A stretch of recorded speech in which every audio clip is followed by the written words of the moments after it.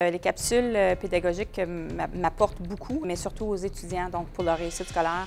C'est un des meilleurs outils que j'ai pas pu commencer à ajouter dans mes cours dans ECT parce que ça fait toute une différence dans la compréhension de la matière. Au fur et à mesure que j'avance dans mes cours, les étudiants en demandent de plus en plus. Donc, je finis un cours et puis si je ne l'ai pas démontré en salle de classe parce qu'avec les capsules, je fais autant de l'enseignement que je le mets pour qu'ils révisent la matière enseignée. Après le cours, ils vont carrément demander « Puis Joe, on va-tu avoir une capsule là-dessus? T'as-tu fait une capsule là-dessus? » Et les courriels que je reçois aussi démontrent vraiment l'appréciation des capsules pédagogiques.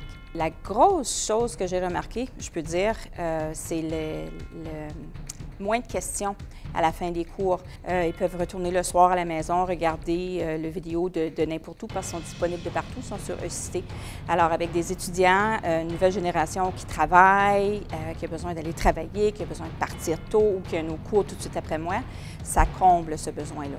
Ce que je remarque qui est la matière difficile ou qui a été mal comprise en classe, sur le sujet, je fais une capsule. Donc, je le sais que si, selon leur non-verbal, leurs yeux ils ont eu de la difficulté avec une telle matière, je fais une capsule, ils la visionnent et la matière est mieux comprise. Tous mes évaluations de cours, je peux dire que les capsules pédagogiques ressortent.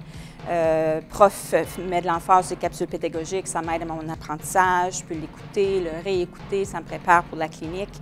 Et souvent, je vais prendre cette capsule-là parce que la capsule va résumer, admettons, de la matière d'1 heure ou un cours de 3 heures. Je la résume en 3-4 minutes ou en quelques capsules.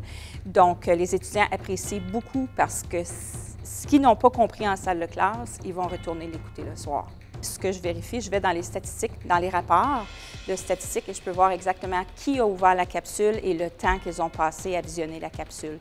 Donc, si je remarque en examen un étudiant qui a eu de la difficulté, je vais aller voir le temps qu'ils ont passé à aller révisionner soit mes quiz, mes capsules, les PowerPoint et ainsi de suite. Donc, ce qui n'a pas été ouvert, c'est très relatif avec la difficulté rencontrée dans mes examens. Je peux l'utiliser entre les deux programmes. Je peux aussi l'utiliser entre années scolaires aussi, parce qu'on est un programme de 3 ans. Si j'en fais pour les premières années et les deuxièmes années, lorsque j'enseigne le cours préparatoire à l'examen national, je remets les capsules que les étudiants ont besoin de revoir la matière. Donc, c'est très utile pour eux.